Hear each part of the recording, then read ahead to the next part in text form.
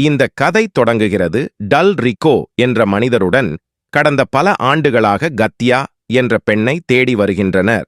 காட்டியா மிகவும் பிரபலமான ஒரு மகள் பீட்டர் என்ற விஞ்ஞானி லிட் வான்கோ. பல ஆண்டுகளுக்கு முன்பு பீட்டர் மனிதர்கள் மீது ஒரு பரிசோதனையை நடத்தியது மற்றும் அவர்களின் டிஎன்ஏவை மாற்றியமைத்து அவர்களை மனிதநேயமற்றவர்களாக மாற்றியது. இந்த அதிமனிதர்கள் ஹிட்மேன் ஏஜெண்டுகள் என்று அழைக்கப்பட்டனர். மேலும் ஒவ்வொரு முகவருக்கும் ஒரு சிறப்பு எண் அர்ப்பணிக்கப்பட்டது. முகவர் 01, முகவர் போன்றவை 02, முகவர் 03 மற்றும் பல. அவர்கள் சாமானியனை விட பல மடங்கு சிறந்தவர்கள், ஏனென்றால் அவர்களும் இல்லை. எந்த உணர்வும் அல்லது எந்த வலியையும் அவர்களால் உணர முடியவில்லை மற்றும் அவர்களின் மனம் எந்த சாதாரண மனிதனை விடவும் 100 மடங்கு கூர்மையானது. ஆனால் இவை அனைத்தும் செய்தன ஏனெனில் நீண்ட காலம் நீடிக்காது மிக விரைவில் அரசாங்கம் இந்த சோதனையை நிறுத்தியது. பீட்டர் இதை பற்றி அறிந்தார். பிடிபடுவார் என்ற பயத்தால் அவர் நிறுத்தினார் இந்த சோதனை மற்றும் இரவோடு இரவாக நாட்டை விட்டு ஓடிவிட்டார். இப்போது 25 ஆண்டுகள் கடந்துவிட்டன. 25 ஆண்டுகளுக்குப் பிறகு சிண்டிகேட் என்ற மருத்துவ நிறுவனம் தொடங்கப்பட்டது. இந்த சோதனை அவர்கள் மீண்டும் தொடங்க முடிவு செய்தேன், ஆனால் மிக விரைவில் அவர்கள் அதை உணர்ந்தனர். டாக்டர் பீட்டர் இல்லாமல் இந்த வேலையை செய்ய முடியாது. எனவே சிண்டிகேட் நிறுவனத்தின் உரிமையாளர் டல் ரிக் என்ற நபரை தொடர்பு கொண்டு டாக்டர் பீட்டரை கண்டுபிடிக்கச் சொன்னார். ஆனால் எப்போது பல முயற்சிகளுக்குப் பிறகும் தால் ரிகோவால் பீட்டரை கண்டுபிடிக்க முடியவில்லை. அவர் அவரை விட்டு மற்றும் அவர் என்பதால் அவரது மகள் காட்டியா பின்னால் சென்றார். கட்டியா அவரை பீட்டரிடம் அழைத்துச் செல்ல முடியும் என்ற நம்பிக்கை. இப்போது பல வருட கடின உழைப்புக்குப் பிறகு டல் ரிகோ கட்டியாவை கண்டுபிடித்தார். அவர் இறுதியாக அதை கண்டுபிடித்தார். ஜெர்மனியில் ஒரு சிறிய நகரத்தில் இருந்தது. ஆனால் அவர் இந்த தகவலை கொடுக்க முன் சிண்டிகேட் உரிமையாளரிடம் யாரோ அவரது கணினியை ஹேக் செய்து அவரது ரகசியத்தை தாக்கினார். அடிப்படை இதை பார்த்த தால் ரிகோவின் மெய்காப்பாளர்கள் வெளிநாட்டினர் நடவடிக்கைக்கு வந்தனர். அவளை காரில் ஏற்றிக்கொண்டு பாதுகாப்பான வீட்டை நோக்கி சென்றான். ஆனால் அவர்கள் யாரோ என்று தெரியவில்லை. அவர்களின் ஒவ்வொரு அசைவையும் கண்காணிக்கிறது. அவர்கள் முடியும் முன் எதையும் புரிந்து கொள்ளுங்கள். ஒரு வெடிப்பு இருந்தது. மேலும் அவர்களில் 3 கொல்லப்பட்டனர். பார்த்ததும் 2 வாகனங்கள் இருந்தன. துண்டு துண்டாக வீசப்பட்டது. மெய்க்காவலர்கள் தங்கள் பாதையை மாற்றிக்கொண்டனர். தால் ரிகோவை காப்பாற்ற பாதுகாப்பான வீட்டிற்கு அழைத்துச் சென்றார். இப்போது விரைவில் பாதுகாப்பான வீட்டை அடைந்ததும் டல் ரிகோ நேராக கட்டுப்பாட்டு அறையை நோக்கி ஓடினார். அதனால் அவர் இந்த முழு சூழ்நிலையையும் தெரிந்து கொள்ள முடியும். ஆனால் உள்ளே வந்த பிறகு அவர் யாரோ தனது 2 காவலர்களையும் ஏற்கனவே கொன்றுவிட்டதைக் கண்டார். அவன் எதையும் யோசிக்கும் முன் அவரது மற்ற காவலர்களும் கொல்லப்பட்டனர். அப்போது அவன் பார்வை அறையில் அமர்ந்திருந்த ஒரு மனிதன் மீது விழுந்தது. இந்த மனிதன் ஒரு ஹிட்மேன் ஏஜெண்ட். அதன் பெயர் முகவர் 47. இங்கே 47 கேட்டியாவின் முகவரியை கேட்டார். ஆனால் டெல் ரிகோ அவரிடம் எதையும் கூற மறுத்துவிட்டார். ஆனால் 47 போது கொலை மிரட்டல் விடுத்தார். டெல் ரிகோ பயத்தில் எல்லாவற்றையும் கொட்டியது. இப்போது கட்டியாவின் இருப்பிடம் கண்டுபிடிக்கப்பட்டது. அவர் 47 அறையில் ஒரு வெடிப்பை ஏற்படுத்தினார் மற்றும் டல் ரிகோவை கொன்றார். இதற்கிடையில் சிண்டிகேட் நிறுவனத்தின் உரிமையாளருக்கும் செய்தி கிடைத்தது. காட்டியா தற்போது ஜெர்மனியில் இருப்பதாக. எனவே அவர் தனது சிறப்பு மனிதர்களில் ஒருவரை ஜெர்மனிக்கு அனுப்பினார். கட்டியாவை கடத்துங்கள். அன்று மறுபுறம் நாங்கள் இருந்த கேட்டியாவை பார்க்கவும் ஜெர்மனியில் உள்ள ஒரு நூலகத்தில் அமர்ந்து டாக்டர் பீட்டரை, அதாவது அவளது தந்தையை கண்டுபிடிக்க முயன்றார். இப்போது உலகம் முழுவதும் உள்ள மக்கள் கத்தியாவை தேடினர். அவர்களை பீட்டரிடம் அழைத்துச் செல்ல முடியும் என்று. ஆனால் உண்மை என்னவென்றால் காட்டியா கூட செய்கிறாள்.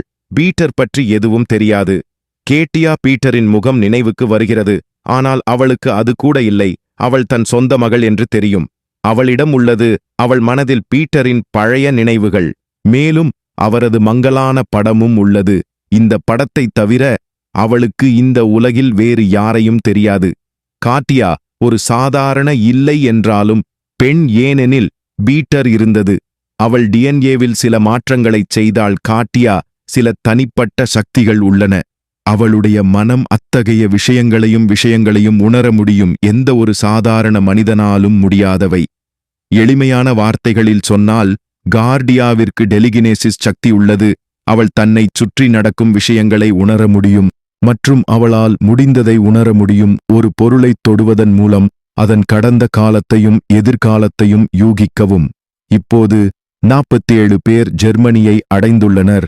கார்டியாவின் புகைப்படத்தை ஜெர்மனியில் போட்டார் தரவுத்தளம் மற்றும் அவரது முழுமையான ஜாதகம் கிடைத்தது. இப்போது கார்டியாவின் ஆடையை பெற்றவுடன் 47 எல்லா பொருட்களையும் சேகரித்துக் கொண்டு உடனடியாக அவள் வீட்டிற்கு சென்றான். வீட்டை நோக்கி சென்றான். இங்கே கார்த்தியா தூங்கும்போது தன்னைச் சுற்றியுள்ள ஆபத்தை அவள் உணர்கிறாள். அவள் கனவில் 47ஐ காண்கிறாள். அவளை நோக்கி வேகமாக நடந்து கொண்டிருந்தவன். அன்று இதை பார்த்து அவள் உடனே விழித்து முக்கியமான சிலவற்றை எடுத்துக்கொண்டாள். அவளுடன் விஷயங்கள். அவள் அதை தன் கைப்பையில் வைத்துக் கொண்டாள். கட்டிடத்தின் ஜன்னலிலிருந்து ஓடினான். இங்கே 47 கட்டியாவை அடைந்தபோது அறையில் அவர் யாரையும் காணவில்லை. ஆனால் பின்னர் அவர் ஒரு வரைபடத்தை பார்த்தார். இந்த வரைபடத்தை படித்ததும் அவருக்கு புரிந்தது, கட்டியா கண்டிப்பாக ரயில் நிலையத்திற்கு சென்றிருந்தாள். இங்கே கேட்டியா ஸ்டேஷனில் இருந்தாள். அவள் சிண்டிகேட் ஏஜென்ட் ஜானை சந்திக்கிறாள். அவளுக்கு உதவிக்கரம் நீட்டுபவர் அவர் அதே முகவராக இருந்தார். சிண்டிகேட் நிறுவனத்தின் உரிமையாளர் கட்டியாவை கடத்த அனுப்பியிருந்தார். இங்கே ஜான் கார்டியா என்று கூறுகிறார், மனிதனே, நீ மிக எளிதாக தப்பித்து விடுகிறாய். ஆனால் முன்பு கார்டியா எதையும் சொல்ல முடியும். 47 அங்கு வந்து இருவரையும் சரமாரியாக சுடத் தொடங்கினார். இங்கே ஜான் 47 மற்றும் அவர்கள் இருவரையும் தாக்கினர். ரயில் தண்டவாளத்தில் விழுந்தது. நீண்ட நேரம் இருவரும் இப்படியே சண்டை போட்டுக் கொண்டனர். ஆனால் பின்னர் வாய்ப்பை பார்த்தார். ஜான் 47 பேரை தள்ளிவிட்டு கத்யாவுடன் அங்கிருந்து புறப்பட்டார். இருவரும் ஓடிவிட்டனர். அவர்கள் நிலையத்தை விட்டு வெளியே வந்தனர். ஒரு டாக்ஸியை எடுத்துக்கொண்டு ஓட ஆரம்பித்தான்.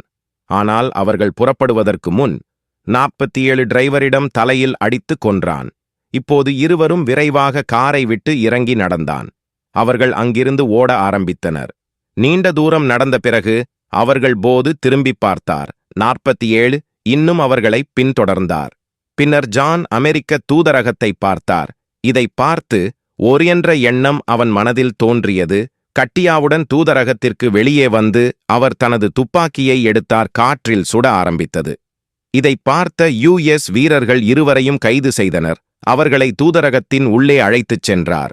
உண்மையில் இது ஜானின் திட்டம். அதனால் அவர் உறுதியாக இருந்ததால் அமெரிக்க தூதரகத்திற்குள் செல்ல முடியும். இந்த கட்டிடத்தின் 47 ஒரு தூதரக அதிகாரி கட்டியாவை விசாரிக்கத் தொடங்கினார். ஆனால் பின்னர் கார்டியா 47 என்று உணர்ந்தார். இந்த கட்டிடத்தின் உள்ளேயும் நுழைந்தார்.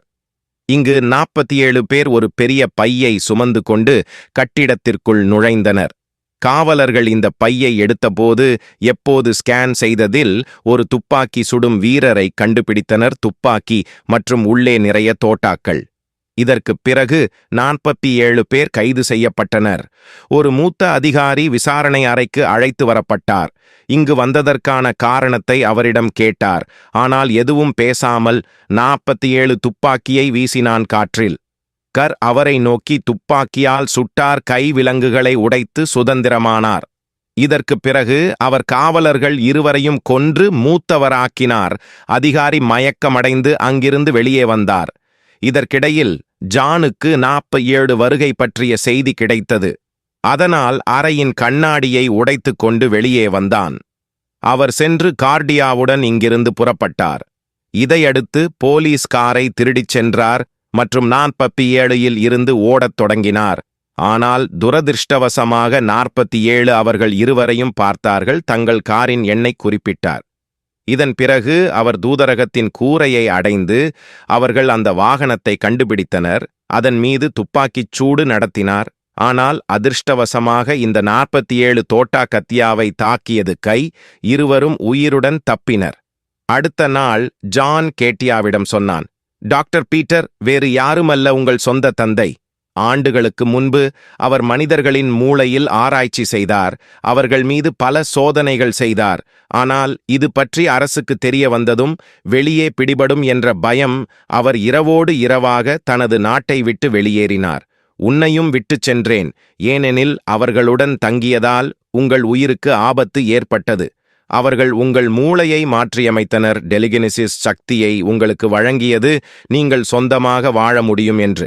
இப்போது பிறகு இந்த விஷயங்களை கேட்ட கார்டியா உடனடியாக அவளுடைய வரைபடத்தை எடுத்து அவளது சக்திகளை பயன்படுத்தி அவள் தன் தந்தையை கண்டுபிடிக்க முயன்றபோது அவள் சில காட்சிகளை பார்த்தாள். அவள் உடனடியாக புரிந்து கொண்டாள் அவளுடைய தந்தை தற்போது எந்த நாட்டில் இருக்கிறார். இங்கே ஜான் கார்டியாவிடம் கேட்கிறார். அவர் தனது பார்வையில் என்ன பார்த்தார்? ஆனால் கார்டியாவால் இன்னும் அவனிடம் எதுவும் சொல்ல முடியவில்லை. பின்னர் 47 அறைக்குள் நுழைந்து தனது துப்பாக்கியின் தோட்டாக்கள் அனைத்தையும் சுட்டார் ஜானின் மார்பில். இதற்குப் பிறகு அவர் கட்டியாவை மயக்கமடையச் செய்தார். அவளை தோளில் சுமந்து கொண்டு அங்கிருந்து அழைத்துச் சென்றான். சில மணி நேரம் கழித்து கேட்டியா சுயநினைவு திரும்பிய போது அவள் ஒரு நாற்காலியில் கட்டப்பட்டது. 47 அவள் முன் நின்று கொண்டிருந்தான். இங்கே 47 நீ செய் என்று அவளிடம் சொல்கிறது. என்னை பற்றி பயப்படத் தேவையில்லை.